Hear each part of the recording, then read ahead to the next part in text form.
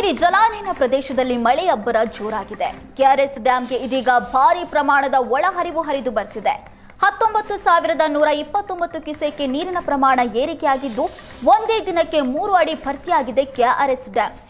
ನಿನ್ನೆ ಬೆಳಗ್ಗೆ 89 ಅಡಿ ಇದ್ದಂತ ನೀರಿನ ಮಟ್ಟ ಇವತ್ತು 92 ಅಡಿಗೆ ಏರಿಕೆಯಾಗಿದೆ. ಪೂರ್ವ ಮುಂಗಾರು ರಾಜ್ಯದ ಜನರಿಗೆ ಸಂತಸವನ್ನು ಉಂಟು ಮಾಡಿದೆ. ಅದರಲ್ಲೂ ಕೂಡ ಕಾವೇರಿ ಜಲಾನಯನ ಪ್ರದೇಶದಲ್ಲಿ ಉತ್ತಮ ಮಳೆ ಆಗ್ತಾ ಇದ್ದು ಕನ್ನಡ ನಾಡಿನ ಜೀವನದಿ ಅಂತ ಕರೆಸ್ಕೊಳ್ಳುವಂಥ ಕಾವೇರಿ ಮೈದುಂಬಿ ಹರಿಲಿಕ್ಕೆ ಶುರುವಾಗಿದ್ದಾಳೆ.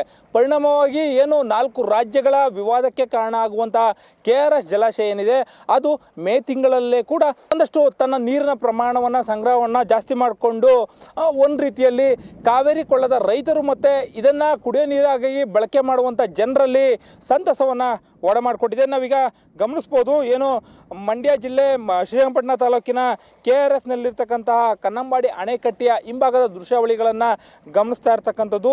ಈಗ ಕಳೆದ 3-4 ದಿನಗಳಿಂದ ಮಡಿಕೇರಿ ಸೇರಿದಂತೆ ಕೇರಳ ಹಾಗೂ ವಯನಾಡು ಸೇರಿದಂತೆ ಕಾವೇರಿ ಜಲಾನಯನ ಪ್ರದೇಶದಲ್ಲಿ ಉತ್ತಮ ಮಳೆ ಆಗಿರ್ತಕ್ಕಂಥ ಹಿನ್ನೆಲೆಯಲ್ಲಿ KRS ಜಲಾಶಯಕ್ಕೆ ಹರಿದು ಬರುವಂತಹ ಒಳಹರಿವಿನ ಪ್ರಮಾಣ ಗಣನೀಯವಾಗಿ ಏರಿಕೆ ಆಗಿರ್ತಕ್ಕಂಥದ್ದು. ನಿನ್ನೆಯಿಂದ ಸರಿಸುಮಾರು 20,000 ಕ್ಯೂಸೆಕ್ಸ್ ಹತ್ತರದವರೆಗೂ ಕೂಡ KRS ಜಲಾಶಯಕ್ಕೆ ಒಳಹರಿವಿನ ಪ್ರಮಾಣ ಜಾಸ್ತಿ ಆಗಿದೆ. ಇದರ ಪರಿಣಾಮವಾಗಿ ಒಂದೇ ದಿನದಲ್ಲಿ KRS ಜಲಾಶಯ 3 ಅಡಿಗಳಷ್ಟು ಭರ್ತಿ ಆಗಿರ್ತಕ್ಕಂಥದ್ದನ್ನು ಗಮನಿಸ್ಬೋದು. ಅಂದರೆ ನೆನೆ 89 ಅಡಿಗಳಷ್ಟು ನೀರಿನ ಪ್ರಮಾಣ KRS ಜಲಾಶಯದಲ್ಲಿತ್ತು. ಅದು ಇವತ್ತು 92 ಅಡಿಗಳಿಗೆ ಏರಿಕೆ ಆಗಿರ್ತಕ್ಕಂಥದ್ದು. ಈ ಜಲಾಶಯ ಒಟ್ಟು 124.80 ಅಡಿಗಳ ಗರಿಷ್ಠ ಪ್ರಮಾಣವನ್ನು ಹೊಂದಿದೆ.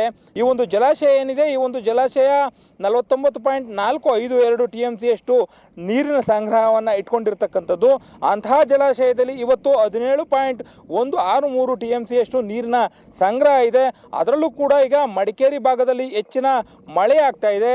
ಮಳೆ ಆಗುವಂಥ ಹಿನ್ನೆಲೆಯಲ್ಲಿ ಮತ್ತಷ್ಟು ನೀರು KRS ಜಲಾಶಯಕ್ಕೆ ಹರಿದು ಬರುವಂಥ ಸಾಧ್ಯತೆಗಳಿದೆ. ಹಾಗಾಗಿಯೇ ಕೂಡ ಮೇ ತಿಂಗಳಲ್ಲೇ ಕೂಡ ಹೆಚ್ಚಿನ ನೀರನ್ನು ಹಿಡಿದಿಟ್ಕೊಳ್ಳುವಂಥ ಕೆಲಸವನ್ನು ಈಗ KRS ಜಲಾಶಯ ಮಾಡ್ತಾ ಇದೆ. ಒಂದು ಏನು ಆಡಳಿತದ ಸರ್ಕಾರ ಏನಿರುತ್ತೆ, ಸರ್ಕಾರಕ್ಕೆ KRS ಜಲಾಶಯ ತುಂಬಿದರೆ ಖಂಡಿತವಾಗ್ಲೂ ಕೂಡ ಇರುವಂಥ ಒಂದು